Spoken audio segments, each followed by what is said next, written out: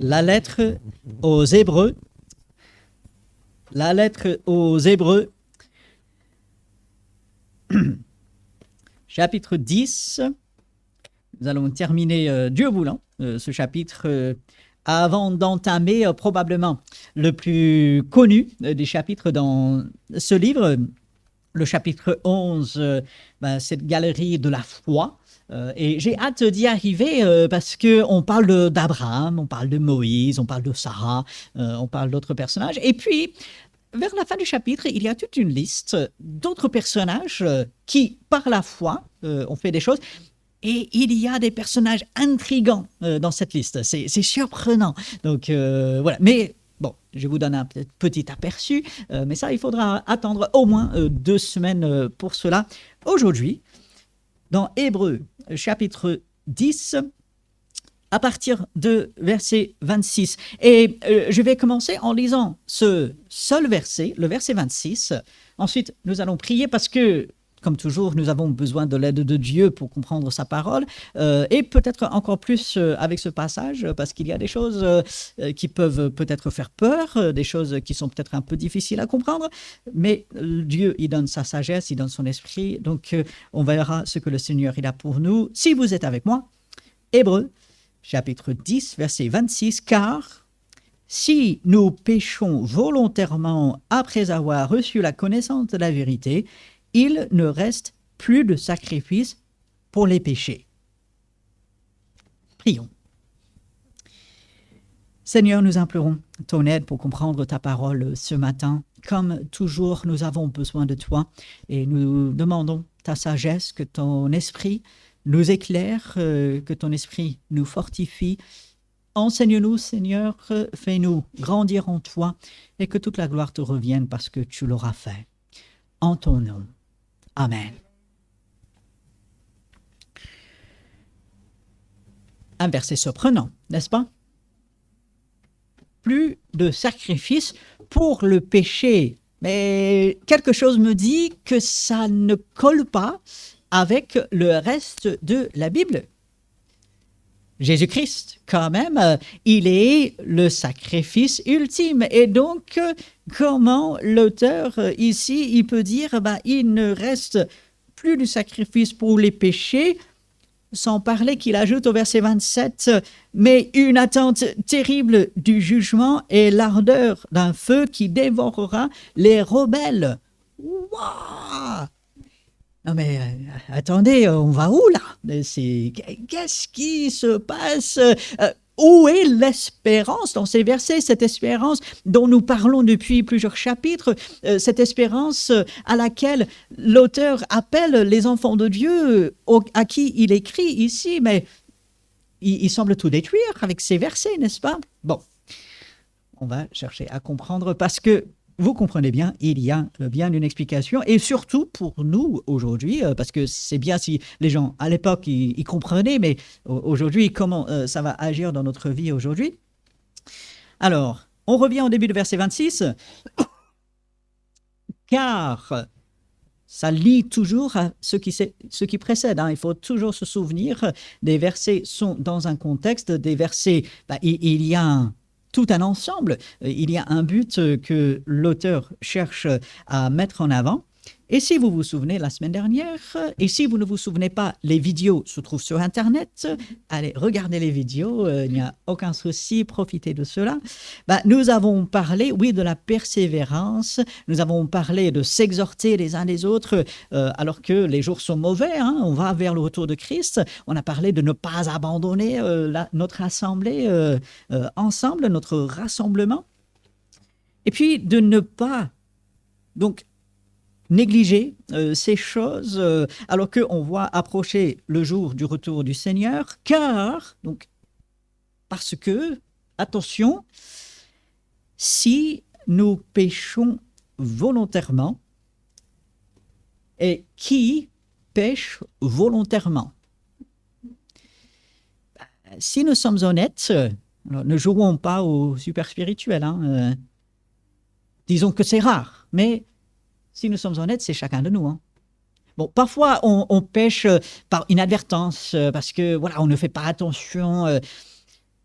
Mais si nous sommes honnêtes, soyons honnêtes devant le Seigneur ce matin, dans son cœur, hein, ne le dis pas à haute voix, mais dans son cœur. Ça peut nous arriver de pécher contre Dieu volontairement. La Bible va employer l'expression « lever le poing contre Dieu ». On lève la main contre Dieu. Et l'auteur dit, si nous péchons volontairement, après avoir reçu la connaissance de la vérité, il ne reste plus de sacrifice pour les péchés, mais une attente terrible de jugement et l'ardeur d'un feu qui dévorera les rebelles. Robert, est-ce que ce que tu es en train de dire, est-ce que ce que ces versets disent, si en tant qu'enfant de Dieu, je pêche volontairement, je vais perdre mon salut, je suis destiné aux flammes éternelles? Non. Okay? Soyons très convaincus et j'espère que personne ne coupera cette vidéo pour faire dire autre chose. Non. D'accord? Ce n'est pas ce que dit le verset. Mais vous allez dire, oui, mais c'est ce que dit le verset. Oui, mais comprenons. On revient, si nous péchons volontairement, mais en fait, est-ce que nous allons pécher volontairement? Oui, peut-être, mais la base de notre pardon, il est dans quoi? Il est dans quel sacrifice? Les sacrifices d'animaux? Parce que c'est à ça que l'auteur, dans un sens, il s'attaque. J'aime pas trop ce mot, mais voilà, son argumentation est contre les sacrifices d'animaux. C'était des Juifs à qui il écrivait. C'était des Juifs qui pensaient peut-être, il fallait continuer les sacrifices de l'Ancien Testament, même si Jésus-Christ il est venu, il est mort, je crois en lui, mais il faut que je continue les sacrifices d'animaux. Mais non. Il y a le sacrifice qui a été fait, l'agneau de Dieu qui ôte les péchés du monde. Est-ce que vous avez cru en Jésus-Christ comme votre sacrifice pour le salut? Il ne reste plus de sacrifice. Et vous avez constaté que ici, il est question de sacrifice et non pas de pardon. Le verset ne dit pas « celui qui pêche volontairement, il n'a plus de pardon ». C'est ça la différence. Je pêche aujourd'hui, je n'ai pas besoin de faire un sacrifice. Qu'est-ce que j'ai besoin de faire? J'ai besoin de demander pardon à Dieu. Le sacrifice, il est fait. Comprenons, frères et sœurs, dans la nouvelle alliance, plus besoin de sacrifice. Jésus a tout payé. Jésus sur la croix, il a dit « tout est accompli, c'est fini ». Aujourd'hui, lorsque je pêche, que ce soit volontairement, que ce soit involontairement, Dieu me le montre, il me met sous la conviction, j'ai mal agi, je n'ai pas besoin de faire des sacrifices. Je n'ai pas besoin, comme dit l'Église catholique, de faire de la pénitence. Mais non. Les gens, ils ont, à travers l'histoire, conçu toutes sortes d'idées bizarres, comme si mes actions pouvaient me rendre plus agréable à Dieu. Comme si je devais me punir ou que Dieu devait me punir pour mon péché. Mais non, la punition pour le péché, Jésus l'a pris sur la croix. Alors, qu'est-ce que l'auteur est en train de dire ici? Si nous péchons volontairement, un enfant de Dieu ne va pas continuellement continuer, demeurer dans le péché. Allez dans la première épître de Jean pour la preuve de cela. Même Paul, lorsqu'il écrit aux Corinthiens, va évoquer un peu cela. Si nous péchons, on ne parle pas de juste un moment, la tentation, je ne me suis pas appuyé sur le Seigneur, je me suis laissé aller à la tentation. On ne parle pas d'un moment dans l'histoire. On parle d'une pratique. Je continue de pécher et je ne cherche pas la repentance, je ne demande pas l'aide de Dieu pour arrêter cela. Non, ça ne me pose pas de problème, je continue. Si nous péchons, donc continuer délibérément, non, il n'y a pas de sacrifice pour ça, parce que Jésus, il n'est pas venu, il est venu pour cela, mais cette personne, par sa persistance, par sa continuité, si on peut dire, dans le péché délibérément, montre qu'elle n'est pas un enfant de Dieu. Et si on n'est pas enfant de Dieu, il n'y a aucun sacrifice qui peut enlever le péché, sauf le sacrifice de Christ. Donc, ici, si nous péchons volontairement, on ne parle pas des enfants de Dieu. Quelqu'un qui persiste dans le péché délibérément montre par cela que la personne n'est pas enfant de Dieu. Alors, comprenons très bien, parce que ce passage, il a été utilisé pour faire peur aux gens, pour les garder dans une sorte d'esclavage. Ce n'est pas du tout le but du passage. On ne parle pas d'un enfant de Dieu qui chute de temps en temps, un enfant de Dieu qui lutte parfois avec un péché enraciné. Vous savez, lorsque les gens viennent à Christ, parfois ils ont un passé lourd, ils ont été dans des addictions, ils ont été dans les péchés qui les rendaient prisonniers. Et venir à Christ, on est libéré, mais il y a parfois un chemin pour sortir de ces péchés. Mais l'Esprit de Dieu suscite une volonté de s'en sortir. L'Esprit de Dieu donne tout ce qu'il faut pour pouvoir surmonter, vaincre le péché. Mais quelqu'un qui persiste délibérément dans le péché, sans demander pardon, sans une repentance, cette personne ne peut pas avoir l'assurance de son salut. Cette personne-là méprise le sacrifice de Christ. Et voilà pourquoi il ne reste plus de sacrifice pour les péchés, pour ces péchés-là. Parce que la personne a délibérément mis de côté le seul sacrifice qui pouvait et qui peut les sauver. C'est Jésus-Christ. Et voilà pourquoi il reste tout simplement une attente terrible de jugement et l'ardeur d'un feu qui dévorera les rebelles. Les rebelles, c'est ce que nous étions avant de connaître Christ. Les rebelles, ce langage n'est jamais utilisé pour les vrais enfants de Dieu. Les rebelles, c'est ceux qui n'appartiennent pas à Jésus-Christ.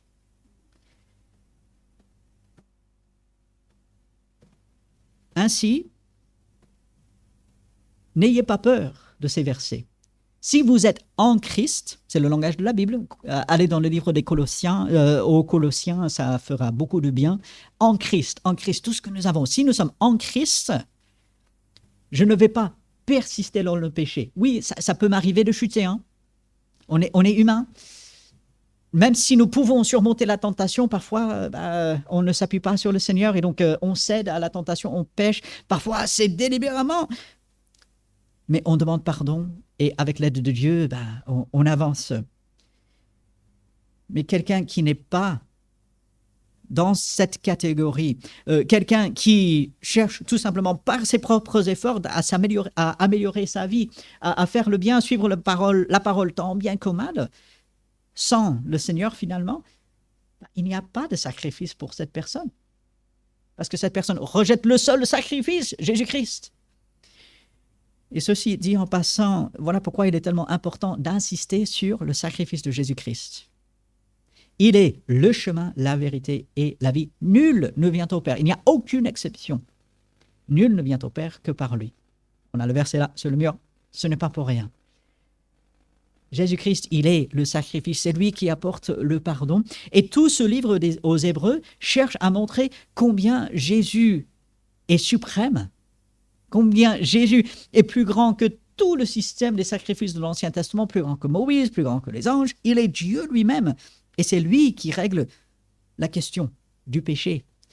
Ce ne sont pas mes sacrifices, ce n'est pas tout ce que moi je peux faire, c'est la foi en Jésus-Christ. Retenez bien ce mot foi, on va y arriver. Si je suis enfant de Dieu, je n'ai pas à craindre une attente terrible de jugement et l'ardeur d'un feu. Si je suis enfant de Dieu, ce n'est pas ma destinée, non. Ça, c'est ce qui attend les rebelles, ceux qui refusent la grâce de Dieu. Mais ce n'est pas ce qui m'attend si je suis enfant de Dieu. D'où, encore une fois, l'importance de devenir enfant de Dieu. C'est tellement important parce qu'on évite effectivement ce châtiment éternel à la fin, mais aussi on jouit de toute la vie avec Dieu. C'est quand même quelque chose de formidable. Si je persiste volontairement dans le péché, si nous péchons volontairement, après avoir reçu la connaissance de la vérité, je sais ce que je dois faire, mais non, je refuse cela, je vais persister dans mes péchés, je vais essayer de faire par moi-même. Dieu, dans un sens, il ne peut rien faire, si ce n'est d'appeler cette personne à la repentance en Jésus-Christ.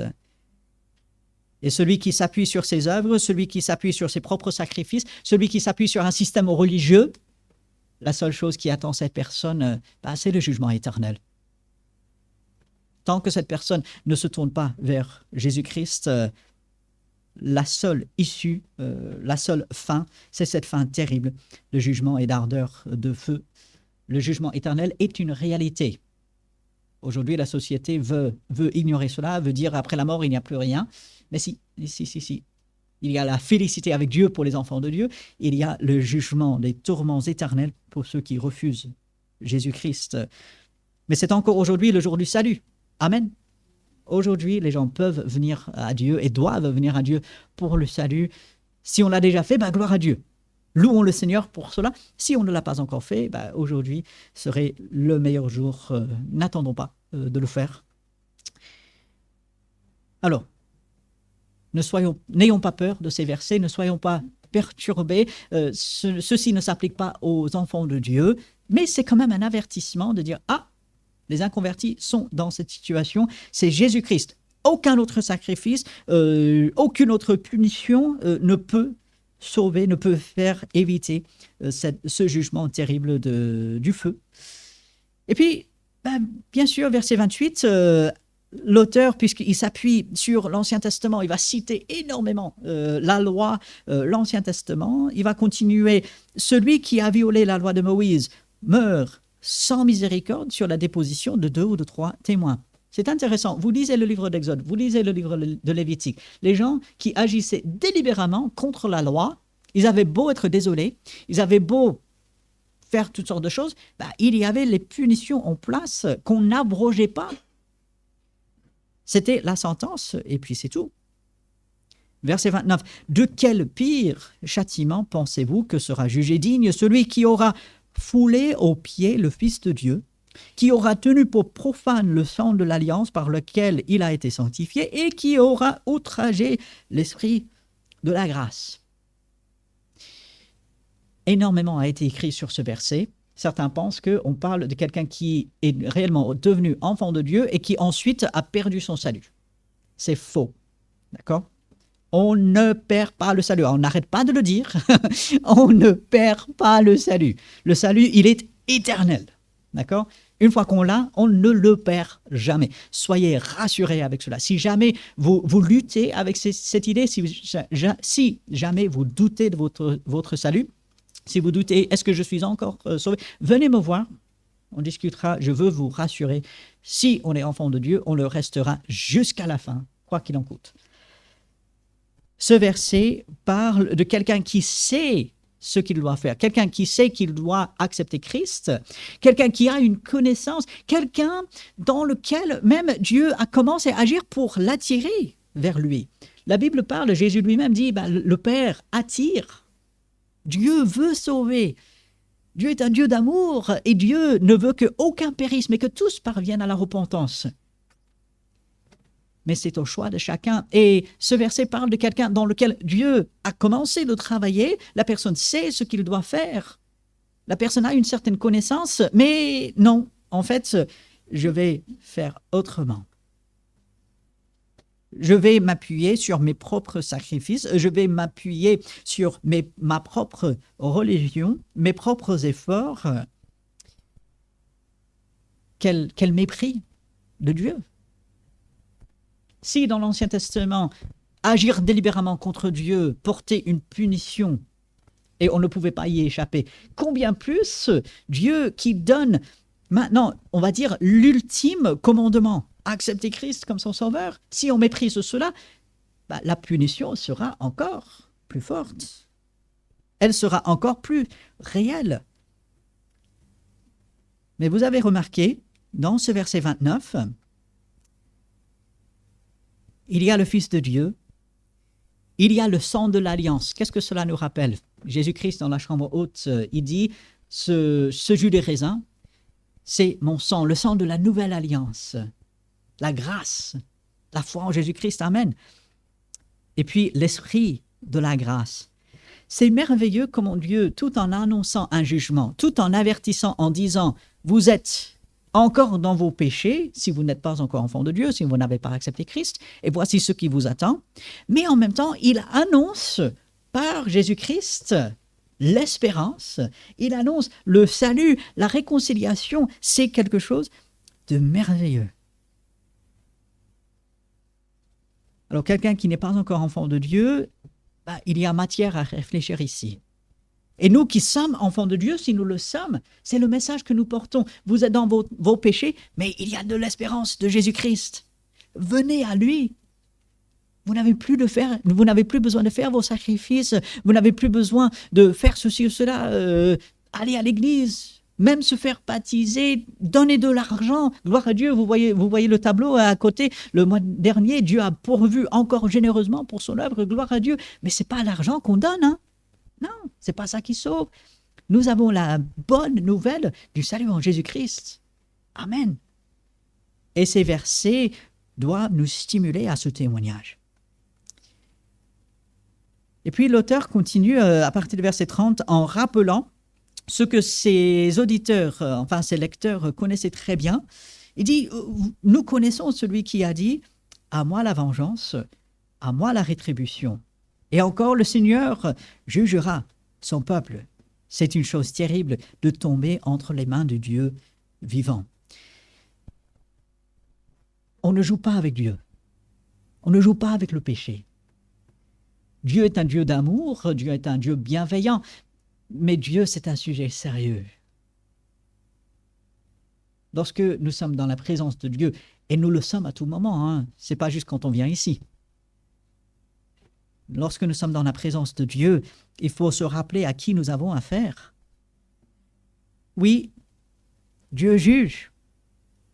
Et c'est terrible de tomber entre ses mains si on n'est pas enfant de Dieu. Mais lorsque nous sommes enfants de Dieu, quel accueil doux, paisible. Oui, pour les inconvertis, c'est terrible. Le Dieu juge. Le Dieu, on va dire, intransigeant. Il dit, le salut passe par Jésus-Christ, aucun autre moyen. Mais quand on vient par Jésus-Christ, quel accueil doux et bienveillant. C'est merveilleux.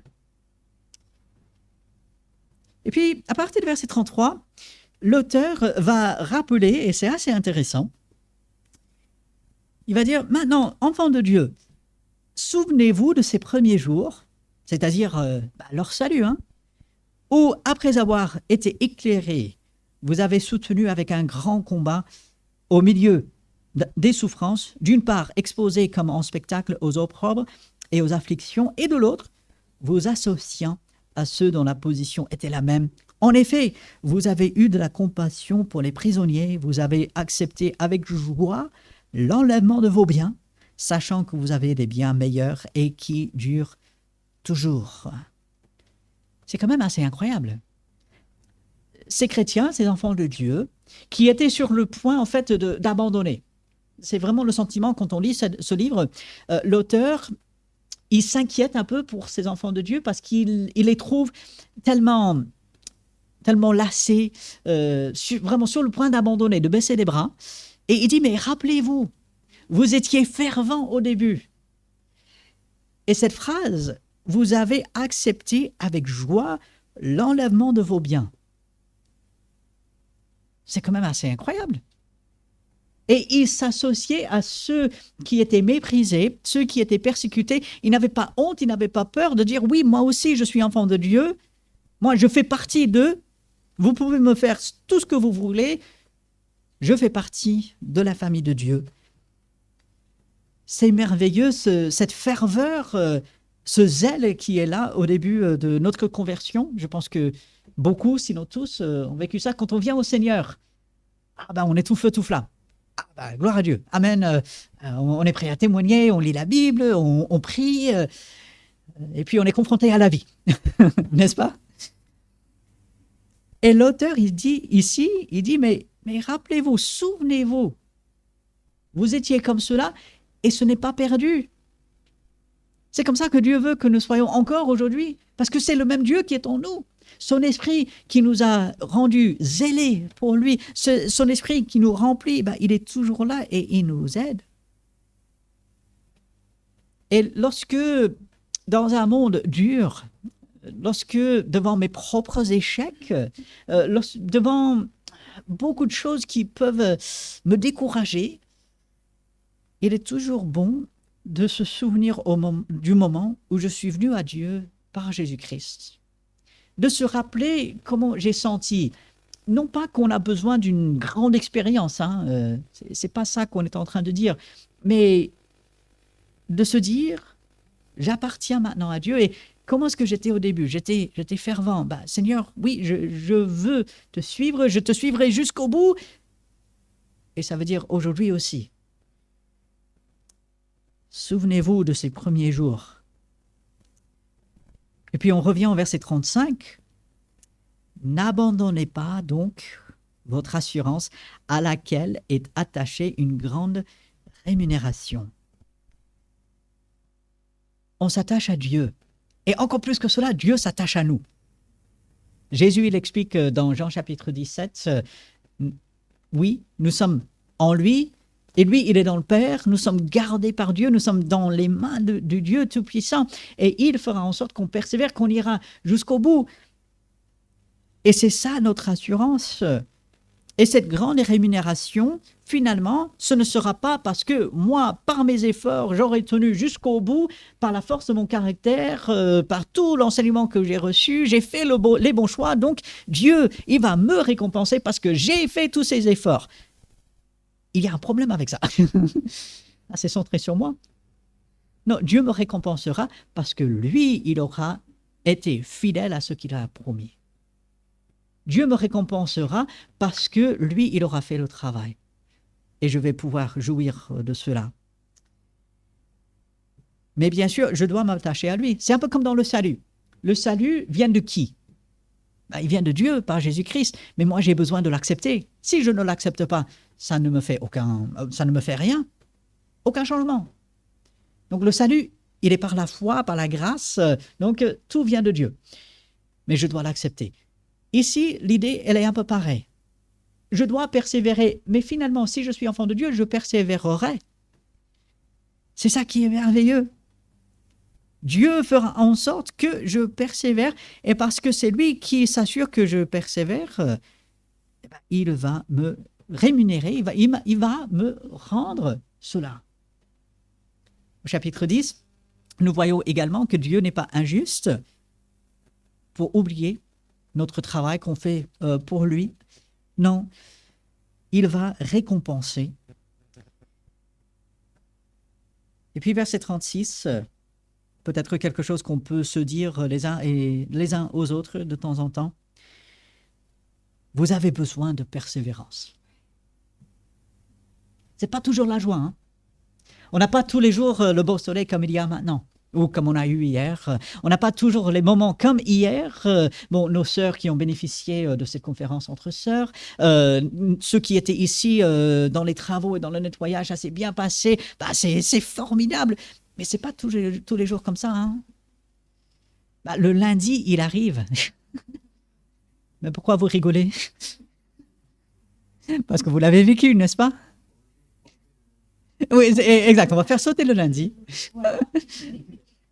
Mais on arriverait au mardi. C'est pas tous les jours comme c'était hier ou même aujourd'hui. On a ce beau soleil, on est là sur nos chaises plus ou moins confortables. On prévoit le repas tout à l'heure. On va passer la journée ensemble. C'est merveilleux. Comme diraient certains, c'est déjà le ciel sur terre. C'est la félicité. Amen, gloire à Dieu. Mais demain, ou même ce soir, en rentrant chez soi, on sera comment? Demain, toute cette semaine. Peut-être aujourd'hui, je n'ai pas vraiment besoin de persévérance, parce que ça va tout seul. Mais demain, j'en aurai peut-être besoin. Et après-demain, vous avez besoin de persévérance. On en a parlé la semaine dernière, ça revient ici. Afin qu'après avoir accompli la volonté de Dieu, vous obteniez ce qui vous est promis. Dieu est fidèle. Dieu nous fait des promesses, il les accomplira. Et ça vaut le coup, ça vaut la peine de persévérer, de continuer. Et de toutes les façons, c'est Dieu qui le fait. Je m'abandonne à lui et il le fait. Et puis, ça fait presque rigoler. Moi, je souris à chaque fois que je lis ce verset 37. Encore un peu de temps, celui qui doit venir viendra. Et il ne tardera pas. Il y a presque 2000 ans. Hein. On voit bien que le calendrier de Dieu, il n'est pas le nôtre. Ma compréhension du mot bientôt, c'est dans pas longtemps. Hein. Peu de temps. C'est pas 2000 ans, quoi. Mais Dieu sait ce qu'il fait. Dieu n'est pas en retard. Et Dieu a fait des promesses. Et c'est ce qui nous fait tenir. Jésus reviendra. Amen. Et quand il reviendra, comment il nous trouvera? Il nous trouvera en tant qu'enfants de Dieu. Oui. Si nous le sommes. Hein, attention, si nous le sommes. Qu'est-ce que nous serons en train de faire pour lui? Verset 36 parle d'accomplir la volonté de Dieu. Mais quelle est la volonté de Dieu? Ouvrez votre Bible, vous la trouvez. Vous allez la trouver. Encore un peu de temps, celui qui doit venir viendra. C'est notre Sauveur Jésus-Christ qui reviendra pour nous prendre avec lui afin que là où il est, nous soyons toujours pour l'éternité. Il ne tardera pas, il viendra au bon moment. Mais pour cela, bien sûr, il faut avoir la foi. Verset 38, en citant l'Ancien Testament, dans le livre de Habakkuk, « Mon juste vivra par la foi, mais s'il se retire, mon âme ne prend pas plaisir en lui. » Ah, alors là, ça peut encore perturber. On retrouve un peu la même idée qu'on voit, on en a vu au verset 26, 27. Ah, si j'ai la foi, ça ira bien, mais si je me retire... Mais il faut ajouter le verset 39. Nous ne sommes pas de ceux qui se retirent pour se perdre, mais de ceux qui ont la foi pour sauver leur âme. Quelle foi? Pas simplement une connaissance, pas n'importe quelle foi, pas n'importe quelle foi dans n'importe quelle personne. C'est la confiance pure et simple en Jésus-Christ pour le salut. Je ne mérite pas que Dieu me sauve, mais par amour, Jésus-Christ est mort sur la croix pour moi et je l'ai accepté comme mon sauveur personnel. Cette foi-là, elle sauve. Et elle produit les œuvres, comme dit Jacques. La foi qui ne produit pas d'œuvres, cette foi-là, elle ne sauve pas. Hein. C'est une contrefaçon. La fausse foi. La vraie foi, elle sauve, oui, et elle produit des œuvres. Et ces œuvres, on les voit un peu partout dans ce chapitre 10. Relisez ce chapitre. Ces œuvres que produit la foi. Nous ne sommes pas de ceux qui se retirent pour se perdre. Aucun enfant de Dieu sera perdu. Aucun. J'ai pas besoin de me casser la tête. Ah, est-ce que je vais y arriver? J'y arrive par la grâce de Dieu. C'est Dieu qui s'en occupe. Si j'ai accepté Christ comme mon sauveur, mon âme est en sécurité pour l'éternité. C'est pour ça que j'ai la foi qui sauve. C'est pas ma foi finalement, c'est la foi que Dieu a suscitée en moi et j'accepte le don gratuit du salut en Jésus-Christ. Mais certains peuvent se poser la question, mais la foi, au juste, c'est quoi? On parle de foi, mais bon, c'est abstrait. On ne peut pas le toucher, on ne peut pas le voir. La foi, c'est quoi? Pour répondre à cette question, il faut revenir la semaine prochaine. Parce que l'auteur, il va se lancer dans le chapitre 11, dans une démonstration de ce que c'est la foi. Parce que c'est tellement central. Sans la foi, il est impossible d'être agréable à Dieu. La foi, elle est centrale. Et parce que nous l'avons, si nous sommes enfants de Dieu, aujourd'hui, si j'ai accepté Christ comme mon sauveur, toutes ces choses qui sont ouvertes pour moi en Jésus-Christ, toutes les choses que nous avons dans ce chapitre 10 du livre aux Hébreux, toutes les certitudes que j'ai, la perspective, l'espérance que j'ai, suscite la persévérance, suscite aussi la louange, mais aussi doit susciter le témoignage. Vous avez vu dans ces versets le contraste. Celui qui, à la fois, celui qui appartient à Dieu, il est en sécurité. Gloire à Dieu. Celui qui n'appartient pas encore à Dieu par Jésus-Christ, l'attente terrible du jugement est là. C'est une chose terrible de tomber entre les mains de Dieu quand on n'est pas enfant de Dieu. Et ainsi aujourd'hui et à travers la semaine qui vient, de témoigner de ma foi en Dieu, de dire oui, je suis enfant de Dieu, de souvenir de mon premier zèle, on peut dire de mon premier amour quand je suis venu à Dieu par Jésus-Christ, le zèle, l'enthousiasme qui était là. Et Dieu veut encore le susciter aujourd'hui. Ces enfants de Dieu à qui cet auteur écrivait avaient besoin de cela. Aujourd'hui, 2000 ans plus tard, dans un contexte très difficile, nous en avons besoin également. La question se pose à nous, qu'est-ce que je vais faire cette semaine? Si je suis enfant de Dieu, est-ce que je vais faire la volonté de Dieu? Est-ce que je vais témoigner? Est-ce que je vais persévérer? Est-ce que je vais continuer de regarder vers Dieu dans un monde qui me pousse à regarder aux circonstances autour? Bien sûr, nous savons quelle est la réponse à ces questions. On sait ce qu'on devrait faire, on sait ce qu'on veut faire même. Mais on a besoin de Dieu. Tout vient de lui vraiment. La meilleure volonté échouera sans l'aide de Dieu. Et c'est pour cela que nous adressons à lui simplement dans la prière. Et on va prendre quelques instants dans une prière silencieuse devant le Seigneur pour demander son aide. Quelques instants dans le silence. Et ensuite, je terminerai par une dernière prière. Notre grand Dieu, nous avons besoin de persévérance. Nous avons besoin de ces rappels. Nous avons besoin de ton aide à chaque instant. Et nous implorons ton aide toute puissante. Tu connais nos difficultés, tu sais ce à quoi nous sommes confrontés. Aujourd'hui, tu sais ce à quoi nous serons confrontés. Dans l'avenir, tu sais tout, Seigneur. Et ainsi, nous nous en remettons à toi. Merci pour le salut en Jésus-Christ qui nous met à l'abri du jugement éternel. Merci pour la possibilité de témoigner et nous prions à ce que des âmes se convertissent, qui viennent à toi par Jésus-Christ pour le salut. Nous prions que tu nous aides à avancer pour toi. Fais ton œuvre, Seigneur. Nous nous en remettons à toi et c'est en ton nom que nous prions. Amen. Toujours, je vous laisse avec la parole de Dieu et ainsi, aujourd'hui, un court verset dans Romains, mais qui va droit au but. Réjouissez-vous en l'espérance. Soyez patients dans l'affliction. Persévérez dans la prière.